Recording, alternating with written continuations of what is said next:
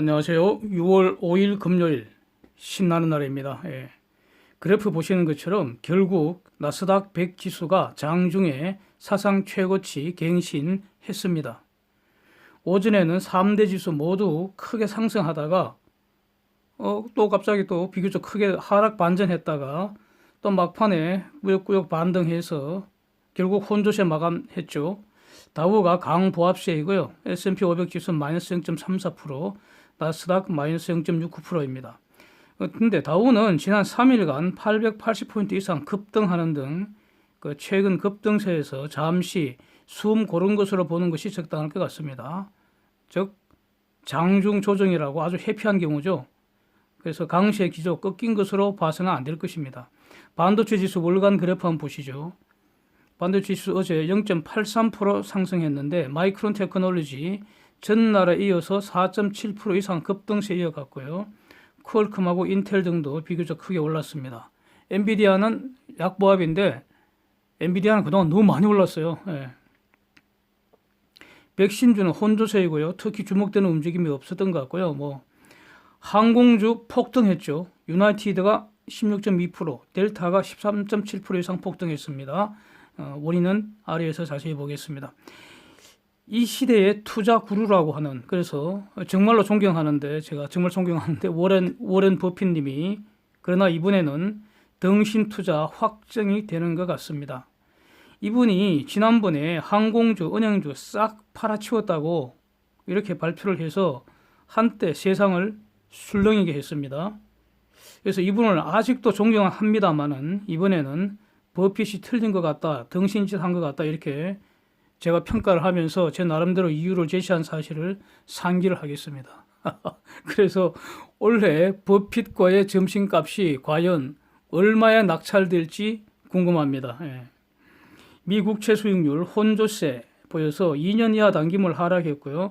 3년물 이상 크게 상승했습니다. 10년물 0.817%이고요. 그래서 현재 그 수익률 곡선을 보면은 장기물은 한 달 전보다도 상승해 있고요. 즉, 일드 커브가 우상향하는 기울기가 아주 급해졌다, 가팔라졌다, 이런 의미입니다. 달러 지수 96.7로 추가 하락했고요. 원달러 1216으로 올랐고, 원엔 11.14로 하락했고, 위안달러 7.11로 하락인데, ECB가 추가 부양안을 냈죠. 발표했죠. 이 골자는 채권 매입을 늘려서 유로 공급을 늘리는 그런 내용입니다. 이것이 유로 경제 회복에 기여하는 그런 긍정적인 요인이 더 클 거다, 이렇게 평가가 되면서 유로가 강세를 보인 것이고요. 그 반사 효과로 달러가 일시 약세 보이고 있다, 이렇게 정리하겠습니다. 달러 약세가 추세적으로 진행될 가능성은 매우 희박하다고 봅니다. 유가는 상승해서 WTI 37.3불, 브렌트 39.9불입니다. 데이터 정리합니다. 한국 4월 경상수지 마이너스 31억 불 적자 반전했고요. 아래에서 자세히 보기로 하고요. 호주 4월 소매 판매 전월비 마이너스 17.7%, 수출 마이너스 11%, 수입 마이너스 10% 이렇습니다. 호주 4월 데이터입니다. 태국 5월 소비자 물가지수 전년비 마이너스 3.4%, 말레이시아 4월 수출 마이너스 23.8%, 수입 마이너스 8%이고요.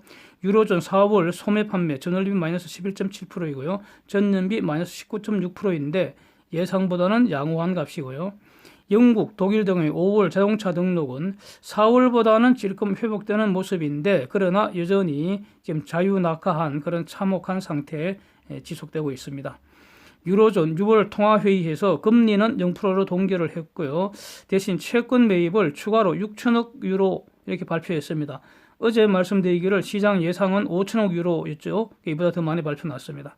오늘의 빅데이터이죠. 미국의 신규 실업 수락 청권 수 예상이 180만 명이었는데 어제까지 시장은 이것보다 예상을 하회하는 그런 기대가 많았던 것 같습니다. 그런데 발표는 187만 7천 명으로 예상보다 7만 7천 많았습니다. 이를 두고 주류 언론들이 worse than expected, 예상보다 나쁘게 나왔다, 이런 어떤 반응을 보이는 것 같은데, 문자적으로는 예상보다 나쁜 거는 맞습니다. 예상 180에 발표 187만 7천이니까 문자적으로는 맞는데, 그러나 이전보다 감소하고 있다. 이 추세 다시 확인하는 게 저는 더 의미가 있는 것 같습니다. 다만 그 연속 실업수당 청구 건수는 2,148명으로 나와갖고 이전값이나 예상값 모두 상회했는데 이것도 본질은 일자리 없는 게 아니라요. 굳이 일찍 일터 복귀를 서두르지 않는 결과 아닌가 이렇게 봐야 할 것 같습니다. 너나 일하나 받는 돈은 뭐 비슷하고 오히려 일찍 일하러 나가면 일하고 돈은 더 줄어드는데 뭐 하려고 일찍 그 출근을 서두르겠습니까? 지금 그런 상황인 것 같습니다. 예. 1분기 생산성 전분기비 마이너스 0.9% 이렇게 됐고요. 근데 이게 예상이 마이너스 2.7%였으니까 예상보다는 매우 양호하게 나왔고요. 1분기 단위 노동비용 전분기보다 5.1% 급증을 했습니다. 미국 수출 마이너스 20.4%, 수입 마이너스 13.5% 이렇습니다. 정점 보겠습니다. 마크 폼페이오 그 국무장관이 섬뜩한 말을 했네요.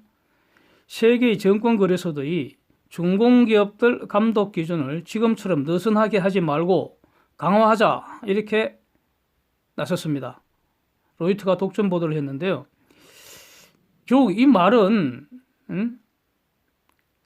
미국 자본시장뿐만 아니라 글로벌 자본시장에서 중공기업들 퇴출 작전 공동으로 수행하자 이 말 아니겠습니까?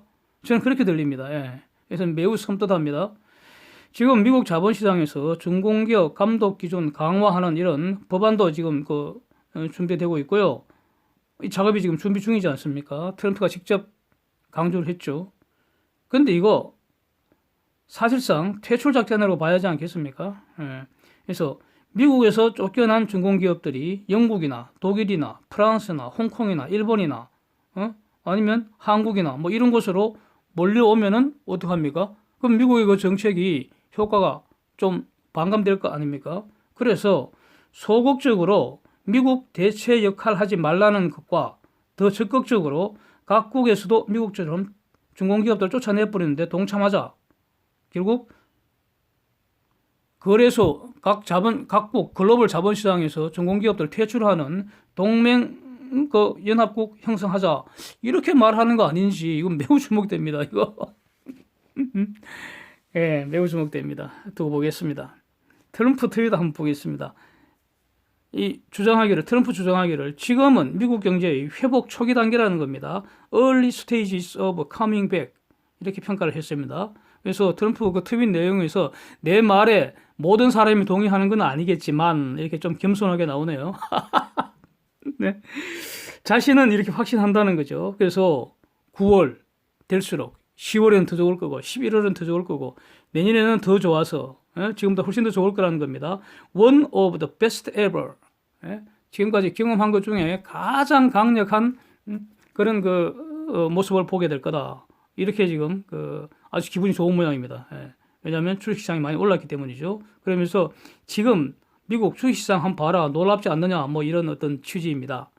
그래서 여기서 우리가 확인할 수 있는 사실은 트럼프는 지금 주식시장을 주시하고 있다는 사실, 이게 다시 확인이 됐습니다. 이 말은 중공을 때리되 그것 때문에 주식시장이 밑으로 꼬라박지 않도록 이렇게 조치를 다 하면서 중공을 패대기 칠 거다. 이렇게 짐작을 해야 할 것 같습니다. 예, 저는 이렇게 정리를 합니다. 그래서 중공 패대기 쳐도 별로 걱정을 안 합니다. 기본적으로. 그래서 미국이 중공을 때리면 주가는 오르더라. 이게 경험치가 아닙니까? 예. 유진 스칼리아가 노동부 장관이지 않습니까? 금년 말경에 미국 실업률 10% 이내로 될 것 같다고 인터뷰를 했습니다. 최근에 나온 고용 전망 중에 가장 낙관적인 어떤 값을 제시한 것 같습니다. 스티브 무니신 재무장관이죠. 미국 경제에 다시 지금 본격적으로 돌리기 시작을 하는데, 지금 돌아가기 시작을 하는데, 지금 소기업들 중심으로 추가 지원책을 1조 달러 규모 준비하고 있다. 이렇게 확인을 했습니다. 그래서 미국에서만 지금까지 총 4번 부양책 실시해서 지금까지 풀린 게 지금 3조 달러 정도가 된다고 하죠. 추가로 1조 달러 정도 더 준비하고 있다. 이런 뜻입니다. 중공이 바이러스 수입을 막는다는 핑계로 해외 비행기 들어오지 못하게 이렇게 막았었죠. 트럼프가 그동안 몇 번 이렇게 좋은 말 한 것 같습니다. 제 기억으로는 여러분 그 기사 저는 봤는데 이 시간에 소개는 하지 않았지만 제가 그렇게 본 걸로 기억하고 있는데 그동안 몇 번 좋은 말로 비행기 막지 말라고 권고를 했었죠. 그래도 이제 들은 척을 안 하니까 트럼프가 어저께 중공 여객기 미국 못 들어온다고 전격적으로 이제 조치를 취해버렸습니다. 예. 근데 하루 만에 중공이 정책을 변경을 했습니다. 예. 근데 정책 변경하면서 미국 비행기만 들어오게 이렇게 할 수는 없지 않습니까? 그래서 다 풀어버렸다는 거죠. 덕분에 한국 비행기도 갈 수 있게 됐습니다. 예. 그래서 트럼프 조치 한 방에 그냥 하루 만에 중공이 정책을 바꾸었는데 그랬더니 이제 미국에서도 그렇다면은 중공이 그렇게 정책을 바꾼다면은 그러면 미국도 중공 여객기가 미국 오는 거 막지는 않겠다 이렇게 다시 바꿨습니다. 트럼프 짱이죠. 짱인 것 같습니다. 그래서 미친 중공견들 이 패대기 칠 사람은 이 트럼프가 최고인 것 같습니다. 제발 재선되기를 바랍니다. 예. 그래서 오늘 그 항공주 폭등한 거는 이게 배경이 되지 않았겠습니까? 그래서 이게 비록 작은 사건 같지만, 그러니까 이 사건으로 다시 한번 짐작할 수 있는 것은 중공은 아직 미국한테 정면으로 맞설 수 없다는 점을 확인된 거 아니겠습니까? 그래서 중공이 객일수록 더 크게 얻어터지고 리셋 당하는 시간을 앞당길 뿐이다. 이렇게 말할 수 있을 것 같습니다. 4월 초부터 5월 29일까지요. D램 현물 가격이 주구장창 하락했습니다. 이거 볼 수 있는 객관적인 지표가 DXY 지표입니다. 근데 이게 여러 번 지금 말씀드리고 들어왔는데 6월 1일부터 상승 반전해서요. 어제까지 4일 연속 올랐습니다. 1, 2, 3, 4 이렇게 연속 올랐습니다. 아직 오름폭은 미미하지만 이게 의미 있는 것은 크게 하락하던 것이 멈추었다는 점이 주목을 해야 할 것 같고요. 또 주목되는 사실은 한국 반도체 수출이 4월 데이터는 감소였죠. 근데 5월 데이터는 증가로 반전을 했다는 사실입니다. 한국의 반도체 수출은 결국 글로벌 수요를 반영하는 결과 아닙니까? 5월은 경제 재가동이 막 시작하는 그런 시기였습니다. 아직 그때는 언제부터 재가동한다 이런 말만 있었지 본격적으로 재가동 되지는 않았죠. 본격 재가동 아마 6월 이후부터 되는 거 아닙니까? 6월 7일 이럴 때부터. 그래서 앞으로 경제 재가동이 본격화되면은 그런 반도체 수요 증가 더 급증할 가능성을 우리는 베팅하는 게 현명하지 않겠습니까? 세계 각국이 지금 경기 회복 이후에, 즉 포스트 바이러스 이후에 전략적인 투자를 할 텐데 이 전략적인 투자는 국가 단위로 또 기업 단위로 대규모 투자가 일어난다는 거죠. 그 우선순위가 어디겠습니까 도대체? 물론 고용 회복을 위해서는 그러니까 건설 분야, 인프라 투자 이런 것도 해야겠죠. 그것도 당연히 할 겁니다. 예. 그런데 인프라 투자 그릇만 늘려갖고는 안 되죠. 예? 포스트 바이러스 이후, 그러니까 산업의 경쟁력을 좌우할 핵심 산업, 그게 바로 신산업 분야, 5G, 4차 산업혁명 이게 되리라는 거는 뻔한 거 아니겠습니까? 그 핵심 수단이 반도체이지 않을까? 이렇게 다시 한번 정리하겠습니다. 그래서 이 점이 바로 최근에 마이크론 테크놀로지 이 급등세 움직임이 이를 반영하는 거 아닌지 한번 주목을 해보겠습니다.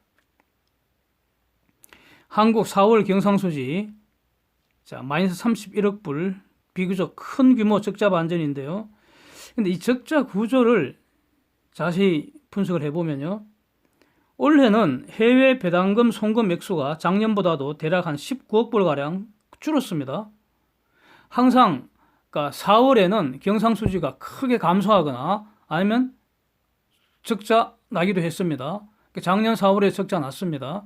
그 원인이 그러니까 3월 결산법인들 주로 외국인들한테 배당금을 주면 그 본국으로 송금을 하니까 그래서 그게 경상수지 일시적인 감소 원인이 되고 그렇기 때문에 그러니까 항상 4월에는 경상수지가 크게 감소를 하다가 또 심하면은 적자가 되고 그러기도 했는데 올해는 이 배당금 송금 액수가 작년보다도 19억 불이나 줄었답니다. 예? 이게 데이터에서 나오는 것이 확인되죠. 아마도 이 원인은 삼성전자나 하이닉스 이런 그 대표적인 고배당 업종을 비롯해서 한국 기업들 전반적으로 작년에 이익이 팍 줄었잖아요. 그러니까 배당금도 팍 줄었을 테고 뭐 그게 원인이 됐겠죠. 하여튼 간에 배당금 송금액이 크게 줄었음에도 불구하고 경상수지 대규모 적자 반전한 가장 큰 원인이 수출 감소죠. 뭐. 예? 과거에 배당금이 많이 늘더라도 수출만 그보다 더 많이 늘면은 그러면 4월에도 경상수지 흑자 가능했었습니다. 언제나 4월에 경상수지 적자가 났던 건 아닙니다. 그렇게 이해하시면 오해입니다. 예. 그런데 문제는 이 수출 감소라는 거는 이미 한국은 추세적으로 수출을 감소하고 있습니다. 예? 2018년 11월 10일 이때부터 계속 진행 중에 있고요. 이번에 바이러스 사태로 더 악화된 점도 있지만 바이러스 이후에 한국 수출이 급격히 회복된다는 보장 전혀 없습니다. 왜냐하면요. 수출이 감소하는 구조적 원인이 전혀 해소가 되지 않고 오히려 지금 악화되고 있다고 평가되기 때문입니다. 그래서 경상수지 장기 추세 그래프 한번 보시면 이거 더 명확합니다. 이거 2015년경 피크를 찍었고요. 그 이후 지속적으로 감소하고 있고요. 최근에는 감소폭이 더 많아지고 있습니다. 그 다음에 경상수지 적자가 나는 두 번째 큰 원인이요. 한국에서 해외로 나가는 돈이 해외에서 한국으로 들어오는 돈보다 월등하게 압도적으로 많다는 점. 이것도 추세적으로 진행되고 있습니다. 여러분, 제가 작년부터 계속 이렇게 주구장창 말하고 있는 내용입니다. 이런 제가 말씀드리는 것이 다시 데이터로 확인되고 있을 뿐입니다. 한국은 투자 기피처, 투자 열등지가 된 지 오래됐다는 겁니다. 지금도 더 악화되고 있다고 저는 평가를 합니다. 지금 상황에서 한국에 투자하는 거 덩신 투자입니다. 이거 덩신 투자. 예. 한국에 투자해서는 안 됩니다. 이러한 그 추세적 움직임의 원인이 개선되지를 못하고 더 악화되고 있다고 평가를 하기 때문에 한국이 경상수지가 과거처럼 대규모 흑자 기조 지속 불가능하다고 판단하고요. 흑자가 되더라도 찔끔 흑자가 나거나 아니면 수시로 적자를 후경하거나 이렇게 된다는 거죠. 그래서 흑자와 적자를 넘나드는 그런 슬픈 현상이 지속되지 않을까 이렇게 보고요. 그래도 정신을 못 차리면은 만성적인 대규모 경상수지 적자의 시궁창으로 처박히는 거 아닌지 매우 우려가 된다는 겁니다. 그래서 앞으로 정책을 바꿔야 한다고 저는 보는데 정책 바꾼다는 거는 달리 생각하고 달리 행동해야 한다는 겁니다. 예. 만약 그렇게 될지 한번 주목을 해보겠습니다. 단순히 바이러스 잡힌다고 경상수지가 옛날 상태로 돌아가지는 않을 것입니다. 이상입니다. 오늘도 함께해 주셔서 감사드립니다.